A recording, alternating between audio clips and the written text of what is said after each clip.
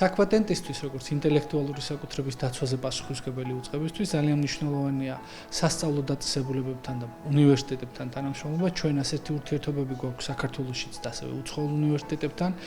ეროვნული საგანმანათლებლო უნივერსიტეტი არის დღეს ის დაწესებულება, რომელთანაც გავაფორმეთ ურთიერთთანამშრომლობის მემორანდუმი. ვფიქრობ, რომ თანამშრომლობა შეეხება შემოქმედებითი საქმიანობის განვითარებას, ინტელექტუალური საკუთრება განათლების გარეშე ბუნებრივია ძნელად წარმოსადგენია. მე მინდა მადლობა უთხრა რექტორს ქალბატონ სალომეპირველს, რომელიც ძალიან აქტიური და საინტერესო პროექტების შემოგვთავაზა თანამშრომლობისთვის და ვფიქრობ, უახლოეს მომავალში ჩვენი მემორანდუმი რამდენიმე წლიანი თანამშრომლობას ითვალისწინებს და გვექნება საშუალება, რომ ერთი მხრივ ხელი შეუწყოთ სტუდენტებში ინტელექტუალური საკუთრების შესახებ ცნობიერების ამაღლებას და მეორე მხრივ შემოქმედებითი უნარების მიმართ კიდევ უფრო მეტი ინტერესის გაჩენას. უმნიშვნელოვანეს თანამშრომლობა შედგა ნეო ეროვნულ საგანმანათლებლო უნივერსიტეტსა და საქართველოს ინტელექტუალური საკუთრების ეროვნულ ცენტრს შორის.